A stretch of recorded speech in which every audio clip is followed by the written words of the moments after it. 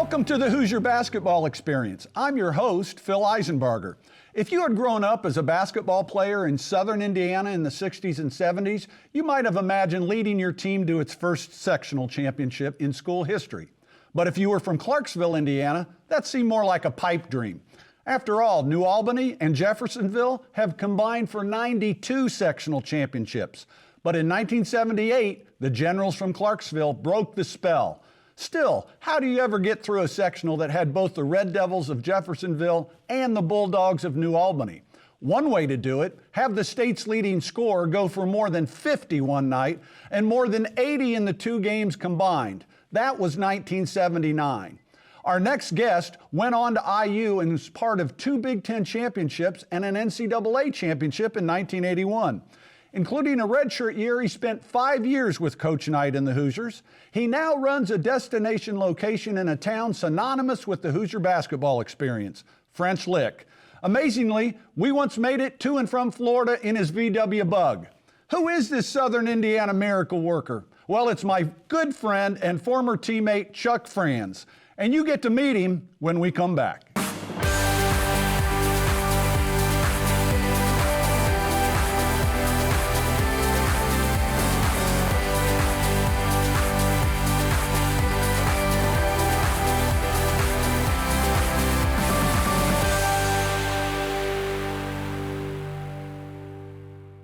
The Hoosier Basketball Trivia Question, sponsored by Christy, Farrell, Lee, and Bell. Serious injury isn't what we do, it's all we do.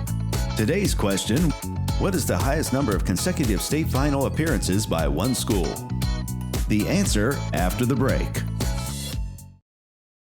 Now our trivia question answered, sponsored by Christy, Farrell, Lee, and Bell. Serious injury isn't what we do, it's all we do.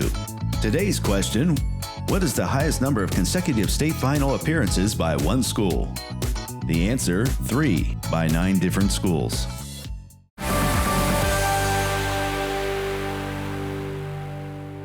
Welcome back to the Hoosier Basketball Experience. We're here with my good friend, Chuck Franz. Chuck, thanks for being here. Well, it's great to see you, Phil. Thanks for having me. So we may use nicknames as we go along here. I thought about this. So if I refer to you as C, that's because that's how I know you, C. And I'll call you Ice. There we go. So I was just thinking about this coming into the show today. In high school, of course, my two brothers were both known as Izo. So I took on Izo, but used a Z. And then my good friend, Dave Shondell, current volleyball coach at Purdue, came up with ICE, and that stuck at least through high school and with you guys all through college. But if it's C or Sea Dog, they're going to know I'm talking with Chuck Franz. Hey, C, talk about basketball in Clarksville as a young kid. Who your heroes were, who you followed, how you got started in the game. Well, Clarksville High School's first graduating class was 1958. So before the mid-50s, kids went to Jeffersonville and New Albany.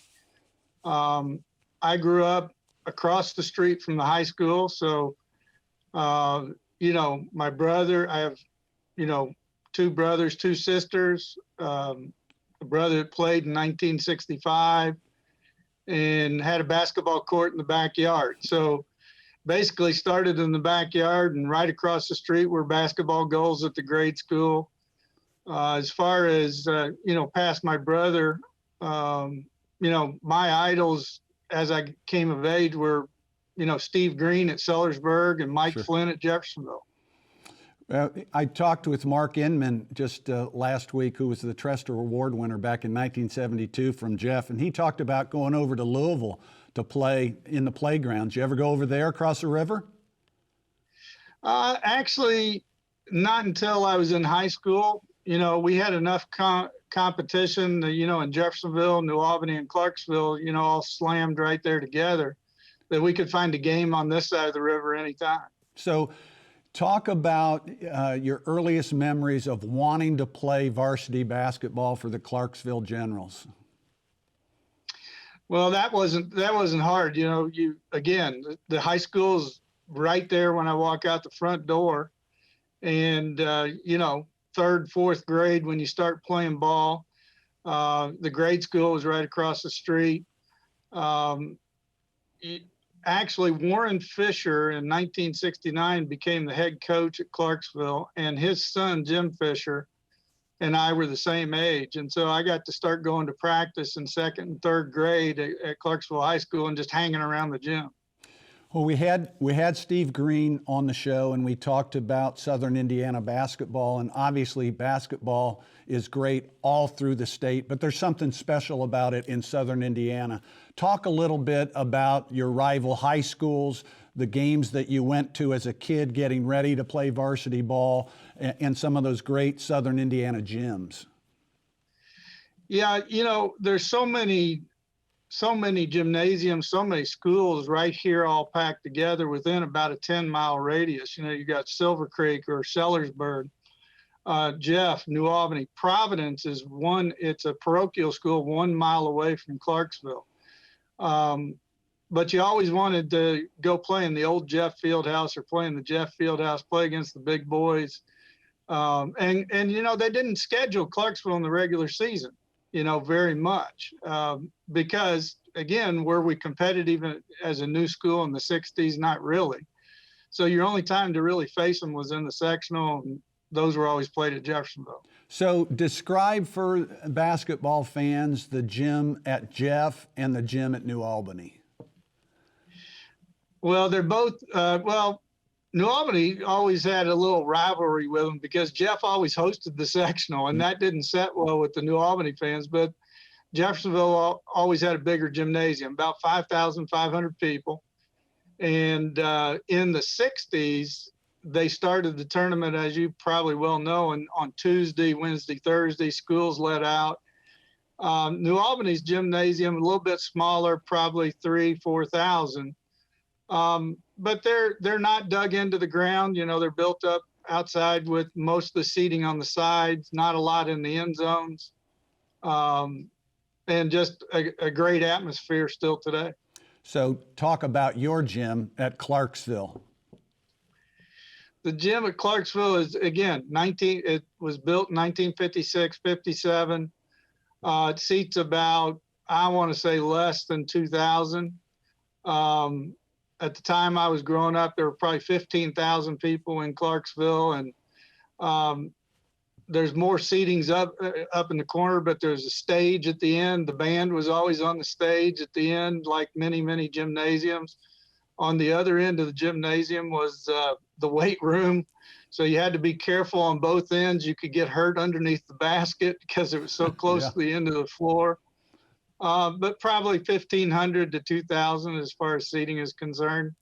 The other thing they had, Phil, which was really cool, was when they broadcast the games, they had what was called a crow's nest, and it hung from the ceiling. They've since taken that down, but that's where the radio broadcasts were done from. Wow. How did you get into it?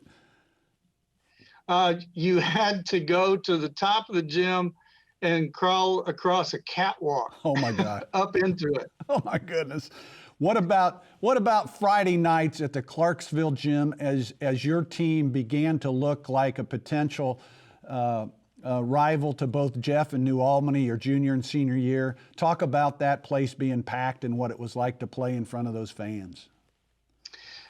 Yeah, it started in the mid-'70s. Coach Love had come into the head coaching job in 1971, and our class, the class before me actually, 1978, was always considered to be the strongest class all the way growing up. I mean, when we were in 7th grade, 8th grade, those guys would lose one game, go undefeated, whatever, and could compete against, the Jeffs and the New Albanys and those junior highs. So a lot of us were moved along rather quickly, as freshmen, sophomores. And then once we got to 1978,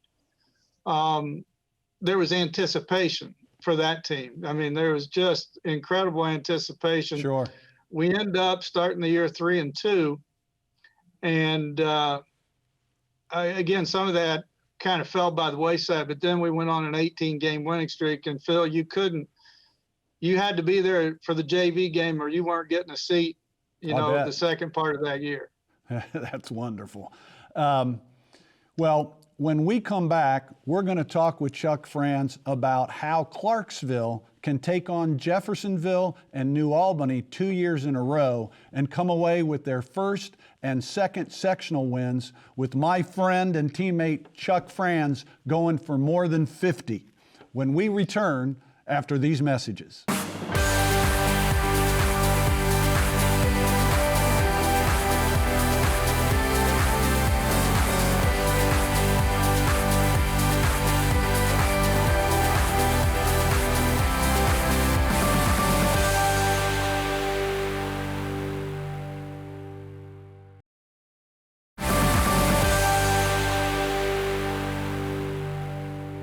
Welcome back to the Hoosier Basketball Experience today with Chuck Franz.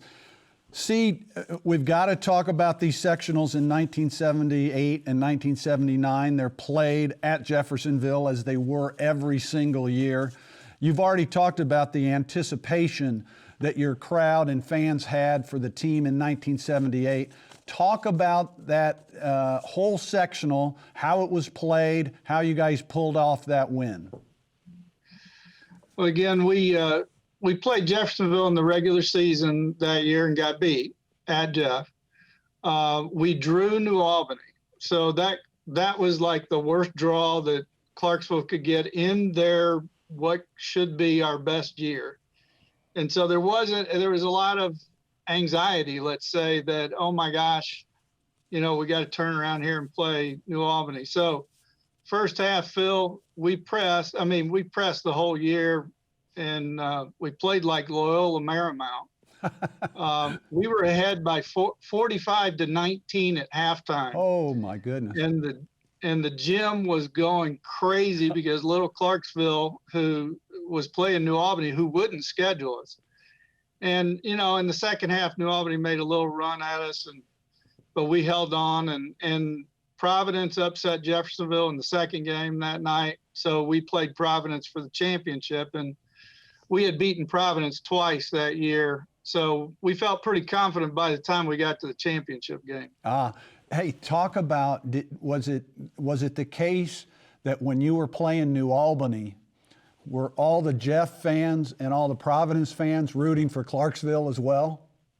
3/4 of the gymnasium was rooting for Clarksville. Yes, you know how that goes. Yeah. And again, Clarksville and Providence have littler sections than Jeff and New Albany. Yeah.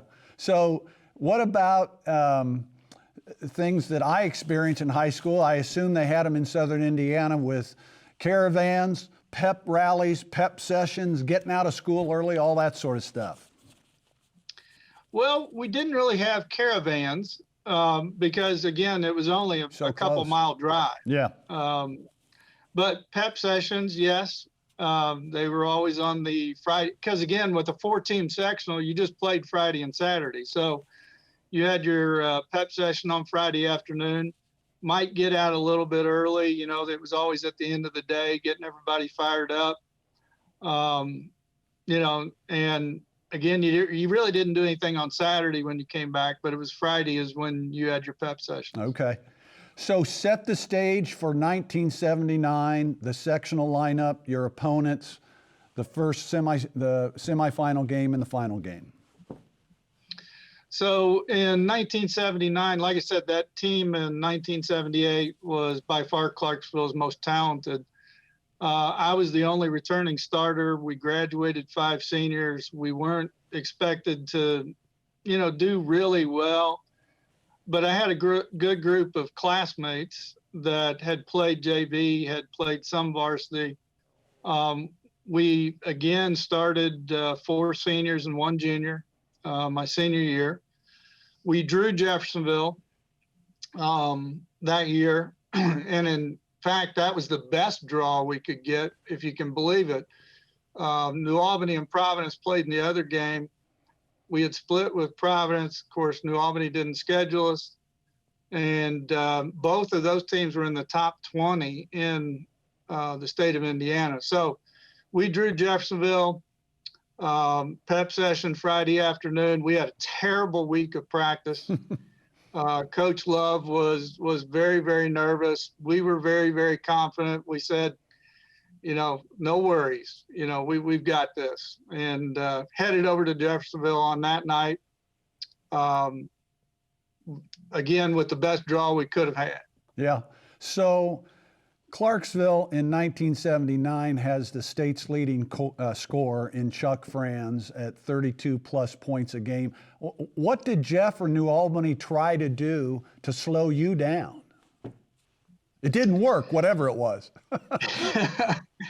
Well, I think what Jeffersonville tried to do was they tried to force me left. And so, that didn't really work. I can just never forget, one of the big things about that game was we got the lead, and I had a great point guard that played with me, Jimmy McMail.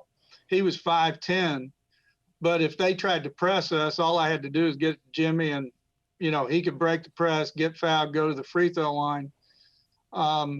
Against New Albany, I've said it and said it and said it. I've always felt that New Albany their front line was 6'8", 6'6", 6'5", 6'5", 6'2". Clarksville is 4'6", guys and a 5'10" guy. Right.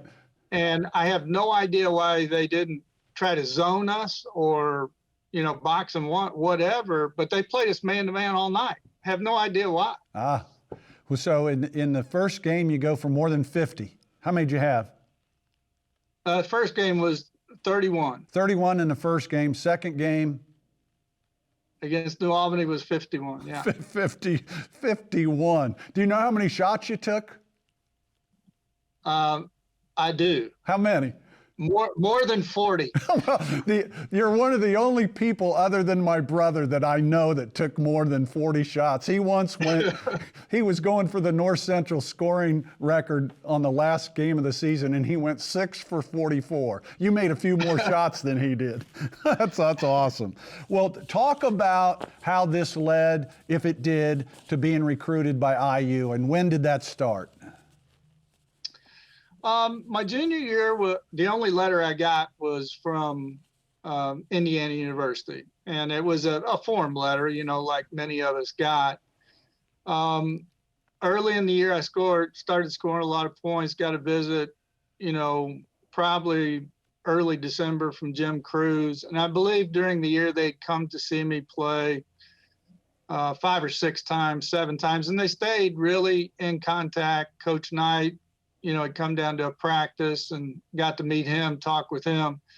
Tom Miller, like I said, Jim Cruz. So I got to meet the entire staff at some point during the year. Jimmy Cruz was at the game, the New Albany game.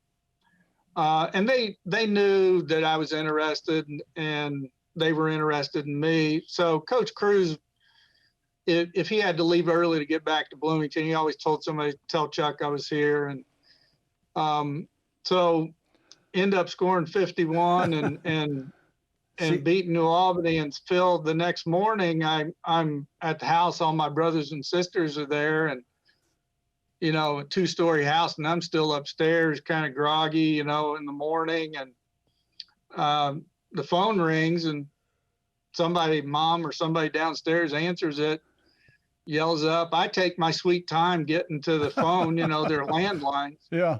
I pick up the phone and I said, it's Chuck. And on the other end of the line, Chuck, is Coach Knight.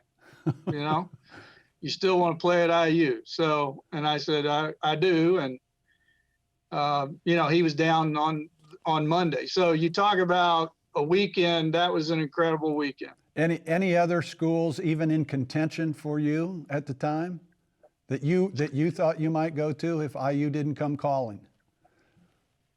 Purdue called about 20 minutes after Coach Knight. Late. Yeah. Kentucky was recruiting me pretty hard. In fact, Army visited the house. You know who the coach Army was that year? At Army. Coach K. Coach K. Yeah, wonderful. So, Chuck, thanks so much for being on the show. We're so fortunate that Chuck is going to stick around and do our show for next week. And when he does, we'll talk about his days at IU. We'll talk about some trials and tribulations, some things he and I did together on the white team, and then we'll talk about what he does now in French Lick, Indiana. All of that coming up next week with Chuck Franz. We'll see you after these messages.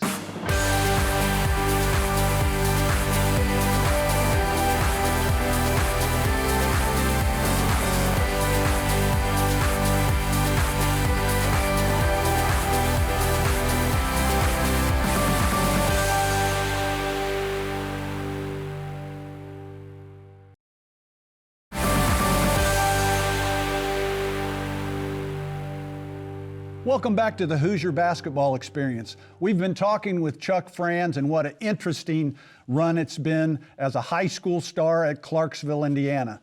Next week, we're going to hear from Chuck not only talk about his experiences with me at IU, but his own after that. We'll also talk with Chuck about the fact that he was an Indiana All-Star, learn about his teammates and that whole experience. Finally, we'll hear from Chuck and his experience at French Lick, Indiana, where he runs the entire establishment of the French Lick Hotel, the West Baden Hotel, and the associated golf courses. You won't want to miss it. Join us next week for the Hoosier Basketball Experience. Thanks, and have a great one.